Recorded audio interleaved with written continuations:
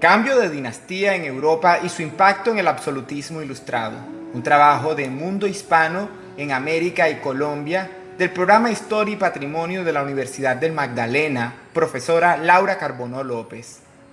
Durante continuos 3 siglos, la monarquía española ejercía dominio directo sobre los territorios en Abya Yala, reflejándose en las colonias todos los efectos relacionados a sus decisiones, incluso el cambio de reinado de Carlos II a Felipe V, de las dinastías francesas con reformas de ideales centralistas que incidían en términos fiscales, administrativos y militares, reformas causantes de desacuerdos, la evidente apertura de conflictos europeos. Antes de la abolición mercantil de la esclavización, la corona española, con sus intenciones imperialistas, satisfacía la importación de seres humanos esclavizados, pero agregados los cambios de orden colonial, los conflictos de intereses y la demora comunicativa intercontinental, se propiciaron tiempos para la reestructuración latinoamericana y una rebelión fortaleciéndose hacia las diversas independencias.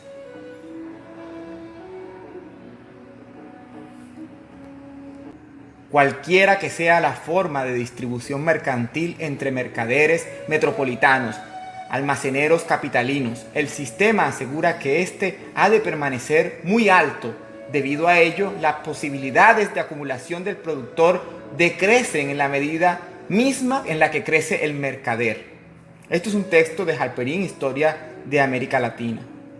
La comprensión de las desigualdades germinaron en oposición, respondiendo con resistencia entre las distintas vivencias en el continente. Cito los casos de México y Perú como regentes territorios que, saqueados a final de la acumulación del capital imperial mediante la explotación de los recursos, fueron reprogramados en sus valores culturales a sacrificio avaro de la autonomía financiera de los foráneos. Ahora cito el texto de Gonsalvo, Familia y Orden Colonial. En las últimas décadas del siglo XVIII, cuando los aires de la Ilustración habían inspirado medidas de gobierno que propiciaban la intervención creciente del poder civil en las cuestiones familiares, los prelados insistieron en la conveniencia de que se evitasen las mezclas étnicas y recomendaron a los párrocos que guiasen las conductas de sus peligreses para lograr la felicidad material y espiritual. Esto es un texto de Gonsalvo, Familia y Orden Colonial.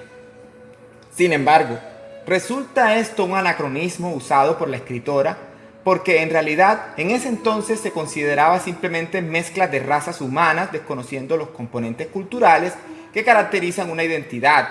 Las colonias americanas no eran humanizadas, dado que no se les reconocían como etnias, a diferencia de los criterios de ese siglo. Jerarquías eclesiásticas hacían públicas las creencias de que el origen étnico determinaba cualidades y vicios de los individuos, pero nunca se había aplicado este criterio a las costumbres familiares. Este es otro texto que cito de Gonsalvo. Las pretensiones circulaban alrededor del bienestar y el continuo impedimento de mezclas raciales. El poder y la religión, un dual de gobierno, permitía estrategias de control y aceptación de objetivos económicos y políticos para el fomento de colonias, asumiendo que los costos de administración imperial eran cubiertos con la producción y el dominio territorial. Aquí también tenemos muy en cuenta las citaciones de Halperin de Historia de América Latina, Reforma y disolución de los imperios ibéricos, de 1750 a 1850. Una historia oculta para mi realidad. Se camina en mis propias plazas.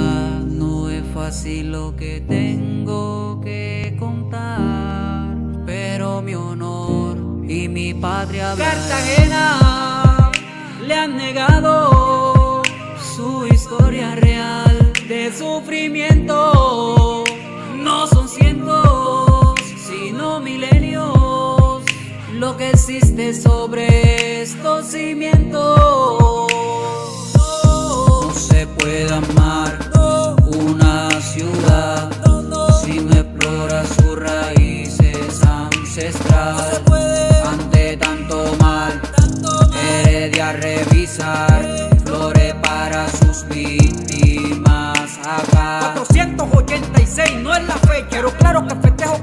ciudad fue hecha con gestas, pero tengamos claro que tenemos miles de años de existencia. Pedro de Heredia sin ninguna condolencia mató a Cares ante toda indiferencia. La historia la cambiaron para algunas conveniencias, pero su alma vive en mí como una resistencia. Cartagena le han negado su historia real de sufrimiento. No son cientos, sino milenios lo que existe sobre estos cimientos. Benco Biojó, 1599, primer pueblo libre de América. Domingo Angola, 1680, primera propuesta de paz. Nicolás de Santa Rosa, 1713, materializó el acuerdo de libertad. Juan José Nieto Gil, 1861, presidente negro de Colombia. Pedro Romero, 1811, bando de independencia de Cartagena. José Prudencio Padilla, 1818, liberó la batalla contra los españoles. Fundación Rostro, 2016, bando de la champeta como patrimonio inmaterial. Cartagena Calamarí, miles de años antes de Cristo. La heroica, mi sentir, reconstruyendo nuestra historia.